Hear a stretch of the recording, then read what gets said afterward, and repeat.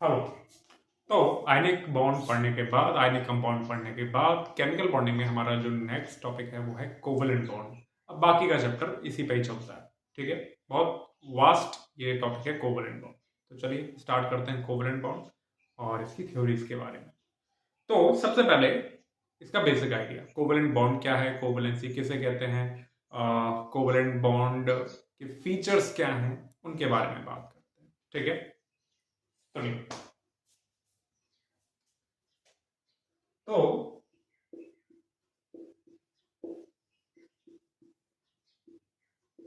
covalent bond formed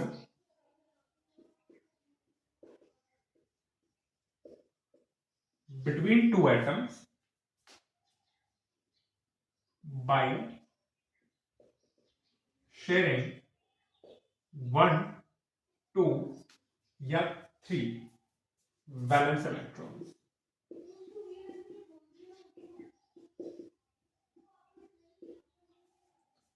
ठीक है, covalent bond दो एटम्स के बीच में बनता है जब वो दोनों एटम अपने एक, दो या तीन वैलेंस इलेक्ट्रॉन को शेयर करते हैं।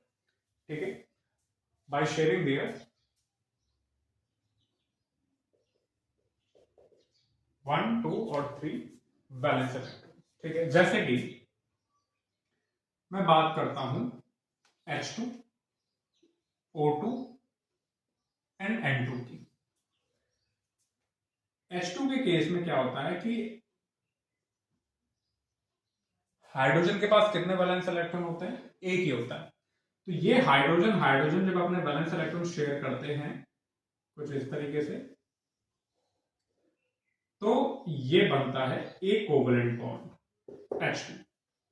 ठीक है, ऑक्सीजन के केस में क्या होता है कि ऑक्सीजन, ये वाला ऑक्सीजन अपने दो वैलेंस इलेक्ट्रॉन और ये वाला ऑक्सीजन भी अपने दो वैलेंस इलेक्ट्रॉन लेकर के आता है, शेयर करता है।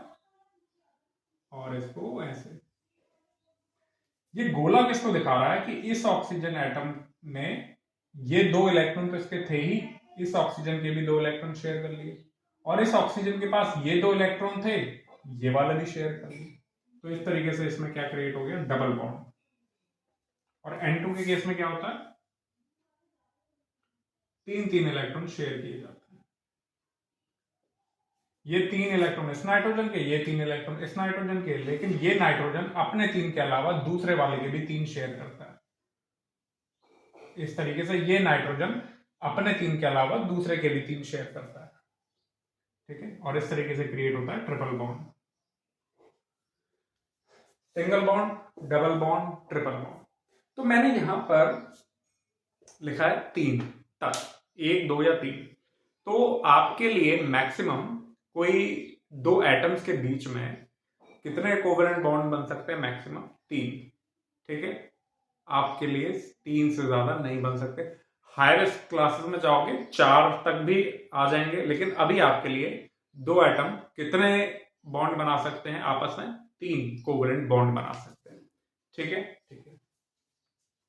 तो इसका मतलब ये है कि single bond, double bond, triple bond, इस तरीके से। अच्छा, थोड़ा सा इसकी और बात कर लेते हैं फीचर्स के बारे में। Covalent bond form generally between non-metal, generally non metals के बीच में बनता है। मेटल नॉन मेटल के बीच में भी बन जाता है, जैसे कि आपका BeCl2 है, ये मेटल है या ये नॉन मेटल है। बट जनरली किसके बीच में बनते हैं? नॉन मेटल्स के बीच में। ओके,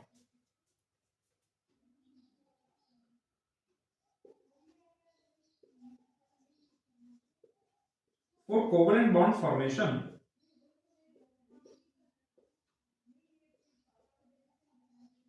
combining atoms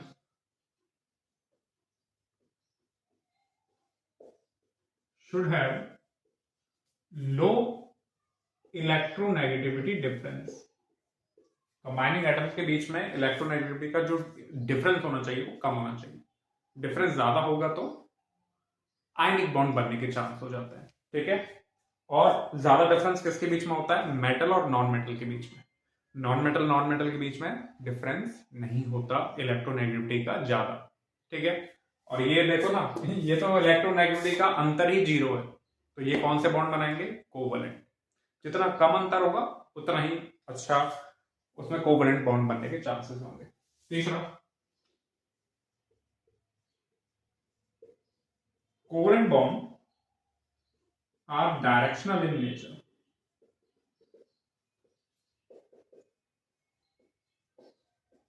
इनकी एक पर्टिकुलर डायरेक्शन होती है। अगर आपको कोवलेंट बॉन्ड बनाना है तो एक पर्टिकुलर डायरेक्शन से ही आकर के एटम्स जुड़ते हैं, ओवरलैप करते हैं। इस ओवरलैपिंग थ्योरी को हम वैलेंस बॉन्ड थ्योरी में पढ़ेंगे।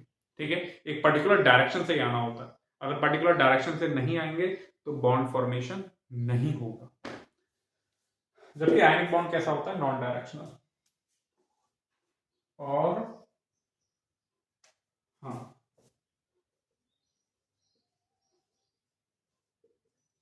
Covalent compounds have low melting point and boiling point। इनके बॉइलिंग पॉइंट, मेल्टिंग पॉइंट क्या होते हैं? लो होते हैं। जैसे कि H2 gas, O2 gas, N2 gas, room temperature पे तो ये होती ही क्या है? गैस है, वेपर फॉर्म में रहती। क्यों? क्योंकि इनका बॉइलिंग पॉइंट, मेल्टिंग पॉइंट बहुत लो है। अच्छा, इसका मतलब ये नहीं कि कोवलेंट बॉन्ड कमजोर होता है। कोवलेंट बॉन्ड कमजोर नहीं होते, स्ट्रांग होते हैं। हाँ, आयनिक बॉन्ड के कंपैरिजन में आप इनको थोड़ा वीकर कह सकते हो, बट हमेशा नहीं। बॉन्ड देखो, यहां पर एक आप बात सुनो, यहां पर एक छोटा सा मैं एक बात कहना चाहता हूं। आयनिक बॉन्ड्स, आयनिक कंपाउंड के जो मेल्टिंग पॉइंट, बॉइलिंग पॉइंट होते हैं वो हाई होते हैं। कोवलेंट कंपाउंड के मेल्टिंग पॉइंट, बॉइलिंग पॉइंट क्या होते हैं? लो। इसका मतलब ये नहीं है कि कोवलेंट बॉन्ड वीक है, इस बात को आप अंदाजा ये मत सोचिएगा। वो उनके मेल्टिंग पॉइंट और बॉइलिंग पॉइंट कम इसलिए होते हैं ड्यू टू वीक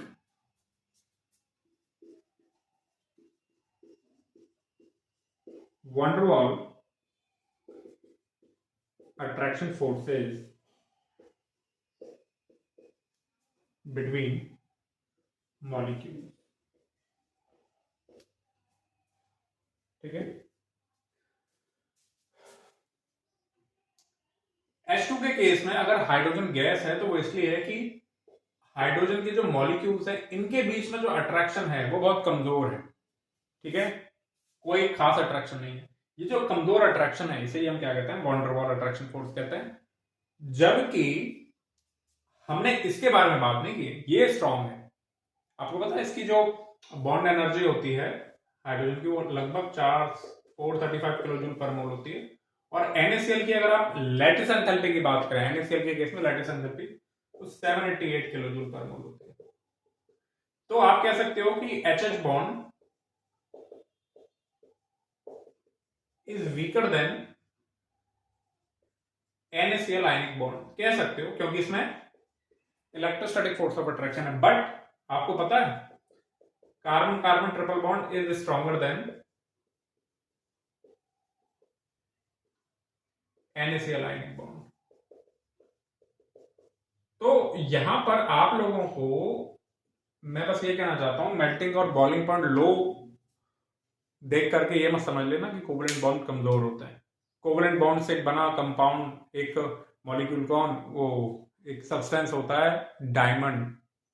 आप जानते हैं डायमंड का melting point approx 4000 degree centigrade तक पहुंचता है। सोच लो कितना स्ट्रॉन्ग बॉन्ड होता है कोवलेंट बॉन्ड। ठीक है, तो बस मैं कहना ये चाहता हूं सारा बातों की एक बात, low melting point boiling point का मतलब ये कतई नहीं होता कि कोवलेंट बॉन्ड कमजोर होते हैं, वो आयनिक बॉन्ड को टक्कर देते हैं। ठीक है, अगर डबल बॉन्ड ट्रिपल बॉन्ड पे आ जाए तो वो आयनिक बॉन्ड को भी पीछे छोड़ देते हैं, जैसे कि मैंने यहां बताया। ठीक है, ठीक है, चलो आगे बढ़ते हैं। अब मैं बात कर लेता हूं कोवलेंसी, यहां तक देखो। देखना,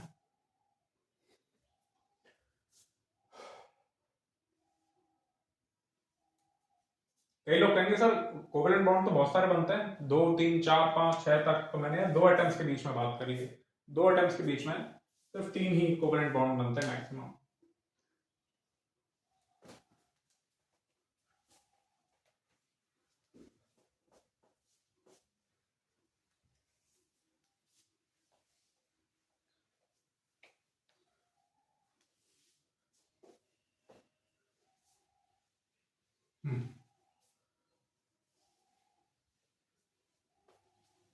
देखो अब मैं जरा बात कर लेता हूं कोवैलेंसी की। हमने वैलेंसी पीरियोडिक टेबल में पढ़ते हैं, वैलेंसी 2 तरह की होती है, इलेक्ट्रोवैलेंसी एंड कोवैलेंसी। तो यहां पर मैं बात कर रहा हूं कोवैलेंसी की। क्या है covalency? Number of covalent bonds formed by an atom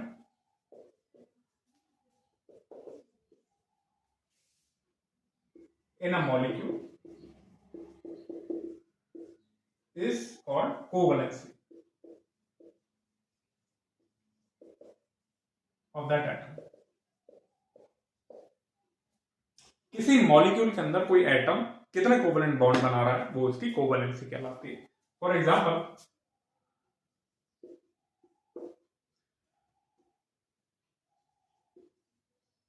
H2 H2O CO2 PCl3 PCl5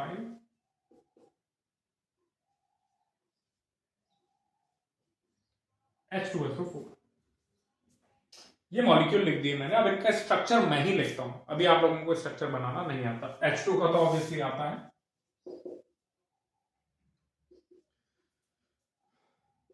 H2O का ये है, CO2 का ये है, PCl3 का ये है, लॉन्ग पेयर, PCl5 का ये है, H2SO4 का ये है।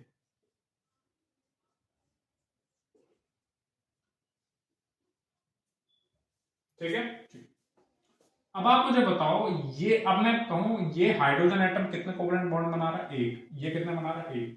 तो यहां पर कोवलेंसी ऑफ दोनों हाइड्रोजन की कितनी है? एक।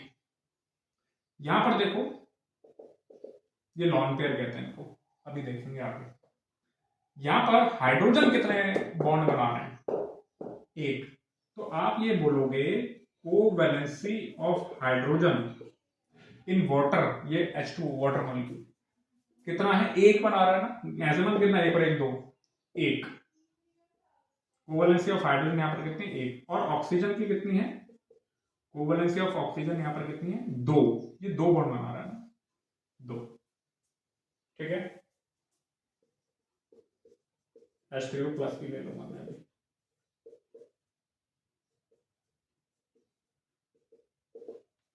हाँ, CO2 ऐसा होता है स्ट्रक्चर, मैं बोल रहा हूं, मान लो ऐसा ही होता है। देख रहा है? छोटे छोटे बना, बड़े बड़े बना। CO2 ऐसा होता है, मैंने बोल दिया, मान लो। कोवैलेंसी ऑफ कार्बन, यहां पर CO2 में कोवैलेंसी ऑफ कार्बन कितनी है? 4। दो बॉन्ड यहां बना रहा है, दो बॉन्ड यहां बना रहा है, हो गए 4। और कोवैलेंसी ऑफ ऑक्सीजन, इस ऑक्सीजन एटम की कितनी है? 2। इसकी भी कितनी है? 2। तो कोवैलेंसी ऑफ ऑक्सीजन कितनी हो गई? 2। अब इस H3O प्लस में देखो, हाइड्रोजन की कोवैलेंसी कितनी है? 1। और ऑक्सीजन की कोवैलेंसी कितनी है? 3। स्ट्रक्चर देख करके बता पा रहे हो। ठीक है, PCl3, फास्फोरस, यहां क्लोरीन की कोवैलेंसी कितनी है? क्लोरीन की कोवैलेंसी कितनी है? 1। और फास्फोरस की कितनी है? 3। PCl5 में बताओ, क्लोरीन की कोवेलेंसी 1, फास्फोरस की 5, क्योंकि 5 बॉन्ड बना रहा है। अच्छा, सल्फर H2SO4 में सल्फर की कोवेलेंसी कितनी है? 2, 4, 5, 6। कोवेलेंसी सल्फर की होगी 6। ये ऑक्सीजन कितने बना रहा है? Covalent bond 2। ये भी कितने बना रहा है? 2। ये भी कितने बना रहा है? 2। तो कोवेलेंसी कितनी होगी ऑक्सीजन की? 2। और हाइड्रोजन की कितनी होगी? 1। ऐसे ही आप NH3 रख दो, NH4 प्लस रख दो, दिखेगा क्या? यहां लिख देता हूं, यहां देखिए। अब यहां NH3 में नाइट्रोजन की कोवेलेंसी कितनी है भाई? नाइट्रोजन की कोवेलेंसी कितनी है? 1, 2, 3। और हाइड्रोजन की कितनी है? 1। NH4 प्लस में देखो, स्ट्रक्चर तो मैं बना रहा हूं। नाइट्रोजन की कोवेलेंसी यहां पर कितनी दिखाई दे रही है? अब 4। और हाइड्रोजन की कितनी है? 1। ठीक है, ठीक है। तो इस तरीके से कोवेलेंसी निकालनी है तो कुछ नहीं करना, स्ट्रक्चर देखना है। स्ट्रक्चर में देख लो कितने कोवेलेंट बॉन्ड बना रहा है। ठीक है, ठीक है।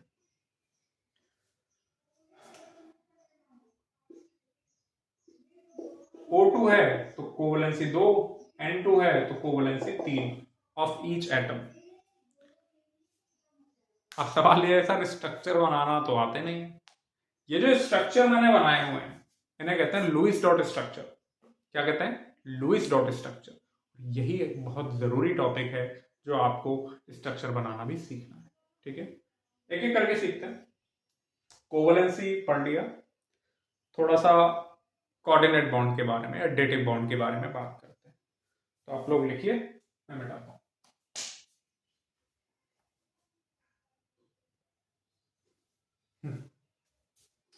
अब सुनो, किसी कोवेलेंट बॉन्ड में क्या होता है, एक पॉइंट सुनो। इन अ कोवेलेंट बॉन्ड, एक कोवेलेंट बॉन्ड में देयर आर 2 इलेक्ट्रॉन, 2 इलेक्ट्रॉन्स होते हैं। Each electron is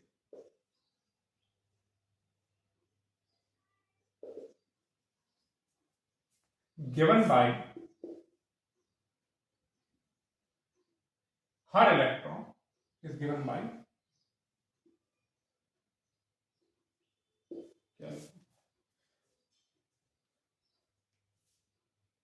each atom, each electron is given by each atom। ठीक है, ऐसे लिखो, हर एटम एक इलेक्ट्रॉन देता है, but shared by both atom. एक कोवेलेंट बॉन्ड में लेट्स से ये कोई मॉलिक्यूल है AB, एक कोवेलेंट बॉन्ड में कितने इलेक्ट्रॉन्स होते हैं? 2। ये रहा और ये रहा। ये कोई डंडा नहीं होता है जो A और B पकड़ के बैठे हैं आपस में, कोई डंडा नहीं है। ये इलेक्ट्रॉन्स हैं 2, ऐसे, एक A का और एक B का। हर इलेक्ट्रॉन एक एटम देता है, बट शेयर की बात आती है जब, तब दोनों शेयर करते हैं।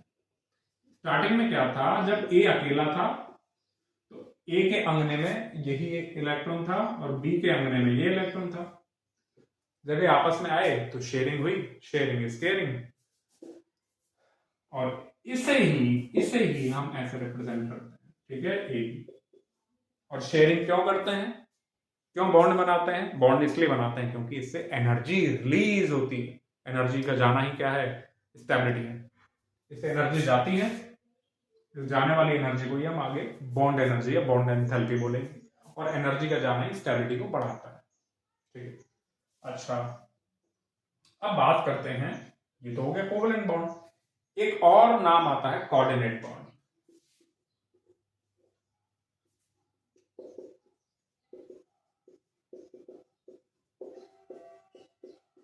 या जिसे डेटिव बॉन्ड भी कहते हैं। जिसे क्या कहते हैं? डेटिव बॉन्ड भी कहते हैं। ओके, अच्छा ये तो हो गया सिंगल बॉन्ड। अगर मान लो ए और बी के बीच में ये डबल बॉन्ड है, तो इसका मतलब क्या है? इस कोवलेंट बॉन्ड में अभी भी कितने इलेक्ट्रॉन है? 2। इसमें कितने इलेक्ट्रॉन है? 2। तो हर एक कोवलेंट बॉन्ड में 2 इलेक्ट्रॉन होते हैं। ठीक है, ठीक है। अब कोऑर्डिनेट बॉन्ड क्या है? सबसे पहली बात तो ये जान लो, it is a covalent bond. Coordinate bond या डेटिव बॉन्ड और कुछ नहीं है, एक कोवलेंट बॉन्ड है। ठीक है, कई लोग इसको अलग मान के चल देते हैं, ionic bond, covalent bond, coordinate bond, नहीं, एक ही चीज है। कोवलेंट बॉन्ड, कोऑर्डिनेट बॉन्ड एक ही चीज है, बट डिफरेंस क्या है? देखो ध्यान से। It is a covalent bond in which both electron of bond, bond के जो दोनों इलेक्ट्रॉन हैं are given bye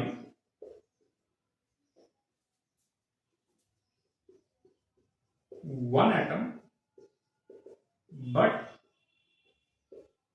shared by both atom। ठीक है, ये कोवलेंट बॉन्ड है जिसके दोनों इलेक्ट्रॉन जो होते हैं बॉन्ड के वो एक एटम देता है, बट शेयर दोनों करते हैं। फॉर एग्जांपल ये ए है, इसके पास है 2 इलेक्ट्रॉन, ये बी है, इसके पास है ही नहीं। अभी दोनों बनाना चाहते हैं बॉन्ड, ताकि बॉन्ड बने तो एनर्जी रिलीज हो, एनर्जी रिलीज हो तो इनमें स्टेबिलिटी आए। ठीक है, तो क्या हुआ जब ये दोनों मिलेंगे, तो ए ने बोला बी से कहां है तुम्हारा इलेक्ट्रॉन, बॉन्ड बनाना है, तो बी बोला नहीं है। ए ने कहा बी से अगर हमें कोवलेंट बॉन्ड बनाना है तो हम दोनों के बीच में 2 इलेक्ट्रॉन होना जरूरी है। बी बोला हम दोनों के बीच में 2 इलेक्ट्रॉन होना जरूरी है। ए बोला हाँ। बोला तुम्हारे पास 2 है ना, तो दोनों तुम ही दे दो। तो उसने जब ये आइडिया इसको दिया, तो ये दोनों इलेक्ट्रॉन किसके हो गए? ए के। ये ए के तो हैं, अब बी इन दोनों को शेयर करने लग गया। इनके बीच में 2 इलेक्ट्रॉन आने चाहिए थे, 2 इलेक्ट्रॉन आ गए। अब ये दोनों इलेक्ट्रॉन हैं किसके? ए के, लेकिन शेयर दोनों कर रहे हैं। तो इस तरीके से जो बॉन्ड बनेगा इसे हम कहेंगे कोऑर्डिनेट बॉन्ड। इसको हम शो कैसे करते हैं? इसको हम एरो से शो करते हैं। किससे? एरो से। ठीक है, तो जब हम इसे एरो से शो करते हैं तो एरो किसकी तरफ पॉइंट कर रहा है? उसकी तरफ जिसमें इलेक्ट्रॉन नहीं थे बट वो शेयर कर रहा है।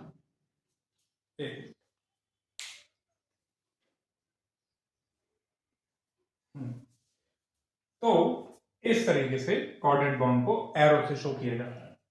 अच्छा, अब यहां पर ये एरो का मतलब है कि अभी भी ये कोवलेंट बॉन्ड है जिसके दोनों इलेक्ट्रॉन किसके हैं? ए के हैं, और शेयर दोनों कर रहे हैं, ए और बी। ठीक है, अच्छा अब आप लोग कहोगे सर हम एरो से तो शो करना नहीं चाहते, हम इसको सिंपली ऐसे शो करना चाहते हैं। तो आपको यहां पर क्या करना पड़ेगा? अगर आप इसको ऐसे ना शो करके अगर ऐसे शो करना चाहते हो सिंपल विदाउट एरो, तो आपको प्लस माइनस का इस्तेमाल करना होगा। तो ये कोऑर्डिनेट बॉन्ड है। ठीक है, यानी इसके जो दोनों इलेक्ट्रॉन हैं वो ए से आ रहे हैं। क्लियर है? क्लियर। अब सवाल ये उठता है कि सर ऐसे कैसे प्लस माइनस लगा दिया? कोवलेंट बॉन्ड है, आयनिक बॉन्ड थोड़ी है।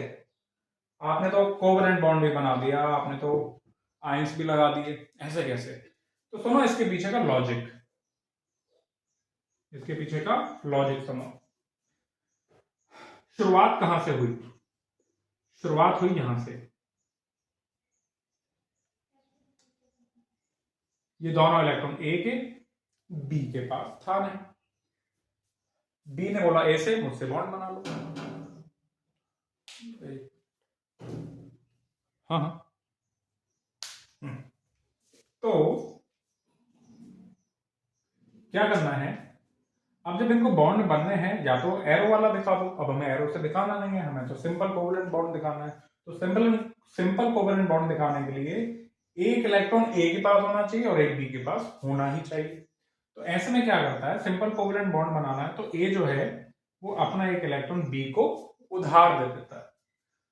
तो इस तरीके से ए ने जब अपना इलेक्ट्रॉन बी को उधार दे दिया, बी को इलेक्ट्रॉन दे दिया, बी ने इलेक्ट्रॉन ले लिया, तो इलेक्ट्रॉन लेने वाले के पास माइनस चार्ज आ जाता है, -1 एक इलेक्ट्रॉन लिया है तो, और इलेक्ट्रॉन देने वाले के पास +1 आ जाता है, अगर एक इलेक्ट्रॉन दिया है तो आ गया प्लस माइनस। अब ये तो एक इलेक्ट्रॉन ए का और एक इलेक्ट्रॉन बी का, ये तो बन गई कंडीशन किसकी, कोवेलेंट बॉन्ड की। बस ये हो गया आपका कोवेलेंट बॉन्ड, जिसको आप फिर ऐसे शो कर देते हो प्लस माइनस। ठीक है, तो कोवेलेंट बॉन्ड को ऐसे शो कर सकते हैं। अब सवाल ये उठता है कि सर इस पर क्वेश्चन कैसे होंगे, हमें कैसे पता चलेगा, धीरे धीरे आपको जानते जाओगे।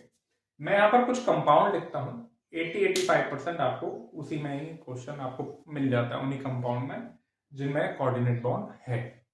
तो कौन से है वो कंपाउंड, एग्जाम्पल ऑफ कंपाउंड्स या molecules which have dative bond, जैसे कि NH4+, NO3-, NO2, NO2+, CO carbon monoxide, isocyanide, ठीक है, लेट्स से RNC, या R मतलब कुछ भी एक हाइड्रोकार्बन चेन हो सकती है, एल्किल कहते हैं जिसको, मैथिल, एथिल, प्रोपिल, ब्यूटिल। यहाँ आप NC पे ध्यान दो, NC, या इसको HNC लिख दो, हाइड्रोजन आइसोसाइनाइड, और H3O+, ठीक। तो ये वो कंपाउंड है जिनमें कोऑर्डिनेट बॉन्ड होता है। अब कैसे होता है वो तो जब हम लुईस डॉट स्ट्रक्चर पढ़ेंगे, जब मैं इनकी लुईस डॉट स्ट्रक्चर बनाना सिखाऊंगा तब आपको बताऊंगा। फिलहाल मैं एक दो एग्जांपल से कुछ समझाने की कोशिश करता हूं, बाकी लुईस डॉट स्ट्रक्चर इसके बाद का टॉपिक है, हम डिटेल में पढ़ेंगे। अब सुनो ध्यान से, फॉर एग्जाम्पल मैं NH4+ का एग्जाम्पल लेता हूं।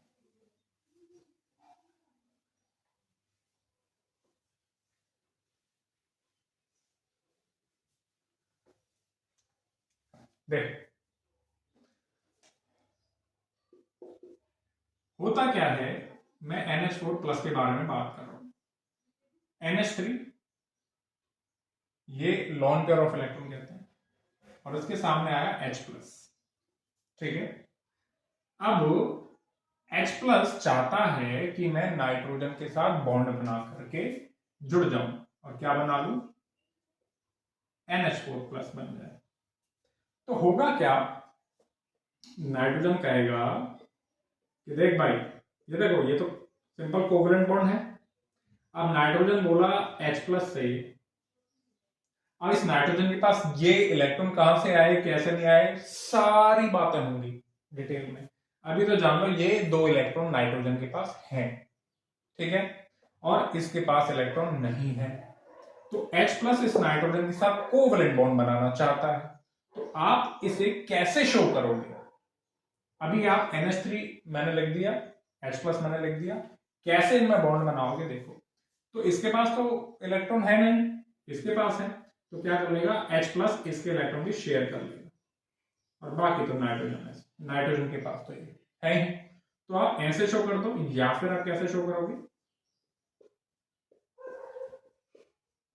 ये दोनों इलेक्ट्रॉन नाइट्रोजन के हैं लेकिन ये H+ भी शेयर कर रहा है, ये क्या बन गया, NH4+, ये क्या है, NH4+। अब तुम लोग ये एरो लगाना नहीं चाहते, तो आपको क्या करना होगा, एरो हटा करके इसकी जगह क्या लगा दोगे, एरो हटाया, H+ पहले से था, एरो हटा करके आप क्या लगाओगे, इस पर प्लस और इस पर माइनस। ठीक है, ये H प्लस तो पहले का ही है ना, तो आपने एरो हटा के यहां प्लस लगाया, यहां प्लस यहां माइनस, प्लस माइनस। अब यहां प्लस माइनस मिलके क्या हो गए, न्यूट्रल। तो आपको फाइनली जो NH4 प्लस मिला, आप उसका स्ट्रक्चर ऐसे बना सकते हो, ये NH4 प्लस। तो या तो ये बनाओ विद एरो, या ये बनाओ विदाउट एरो। समझ गए? और समझ गए कि हाइड्रोजन पे अब पॉजिटिव चार्ज क्यों नहीं है, क्योंकि जब प्लस माइनस लगा तो पहले से प्लस था वो, साफ। ठीक है, ठीक है। एक और एग्जांपल मैं देता हूं CO का।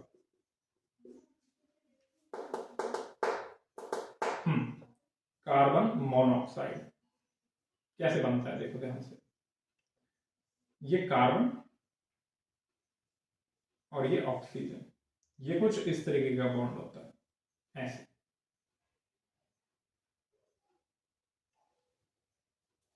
ठीक है, ठीक है।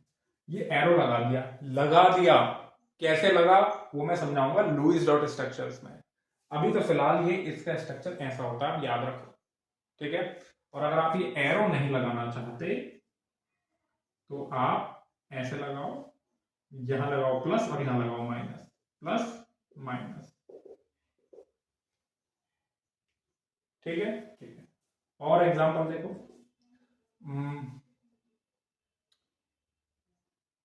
किसका, NO3 माइनस का।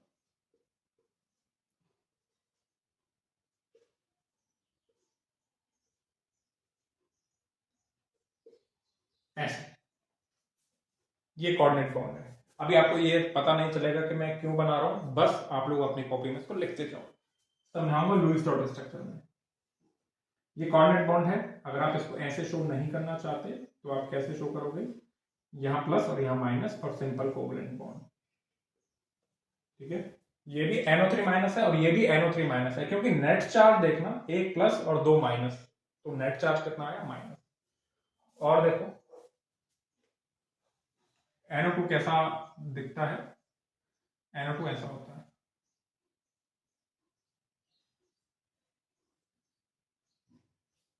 ये NO2 होता है। ठीक है, अगर आप ये एरो नहीं लगाना चाहते तो आप इसको ऐसे बनाओगे, यहाँ प्लस लगा दो और यहाँ माइनस। कैसे लगाया, पहले तो ये समझ लो, ऐसे ही होता है। कैसे लगाया, लुईस डॉट स्ट्रक्चर में समझेंगे। और NO2 प्लस जानना है, ये ऐसा दिखता है।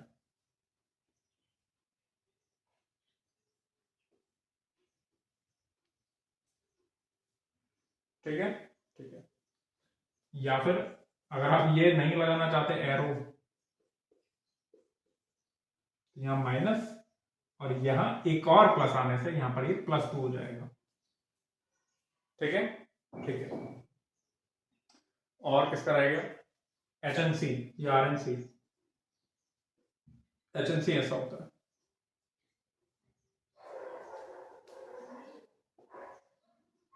ये एरो, अब यहां एरो नहीं लगाना चाहते तो आप प्लस माइनस लगा दो।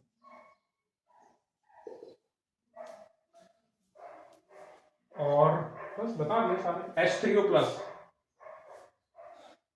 H3O प्लस भी कुछ कुछ NH4 प्लस की तरह ही बनता है। ऐसे तो आप एक सल्फेट आयन भी पढ़ोगे। H3O प्लस में देखो होता यह है कि ये H2O और साथ में H प्लस, तो ये ऑक्सीजन जो है अपना जो लोन पेयर है, एक लोन पेयर, ये इसको दे देता है। अब एरो नहीं लगाना चाहते तो क्या लगाओगे, प्लस माइनस, प्लस और यहाँ प्लस पहले से और ये माइनस, प्लस माइनस मिलकर के न्यूट्रल हो गए। ये होता है H3O प्लस। सल्फेट आयन भी कुछ ऐसा होता है, पढ़ेंगे इसके बारे में, बात करेंगे। ठीक है, ठीक है। एरो, तो इस तरीके से ये हुआ आपका कोऑर्डिनेट या डेटिव बॉन्ड। ओके, अब इसके बाद आता है आपका थ्योरीज ऑफ कोवेलेंट बॉन्ड। कितने टाइम की हो गई वीडियो? एक चीज और,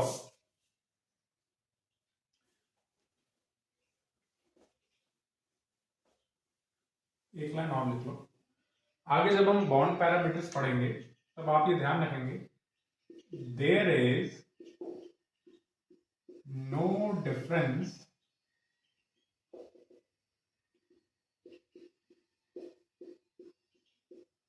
इन bond parameters.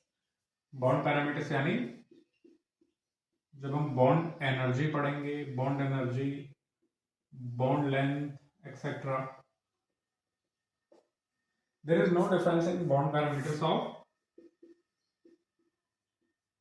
covalent or and coordinate bond।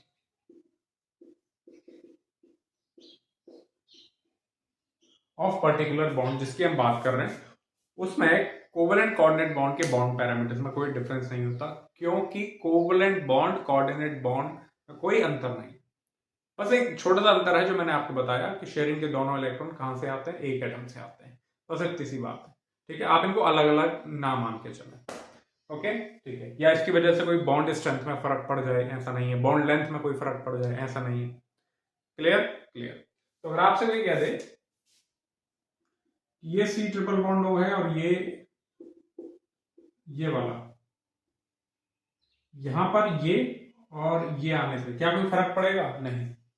इसके बॉन्ड पैरामीटर में कोई फर्क नहीं पड़ेगा। इसका बॉन्ड ऑर्डर, बॉन्ड लेंथ सब कुछ वही रहेगा। क्लियर है? ठीक है। बस तो इतना ही। बाकी हम नेक्स्ट में पढ़ेंगे थियोरीज, कोवेलेंट बॉन्ड फॉर्मेशन की थ्योरीज, जिसमें हम पढ़ेंगे octet rule, VSEPR। Octet rule के साथ ही हम पढ़ेंगे Lewis dot structures, formal charge, और फिर VSEPR theory, valence bond theory plus hybridisation and molecular orbital theory. ठीक है, तो लुईस डॉट स्ट्रक्चर बहुत बहुत इंपॉर्टेंट टॉपिक है। ओके, तो उसे हम नेक्स्ट क्लास में देखते हैं। Thank you. आई होप चीजें क्लियर हुई।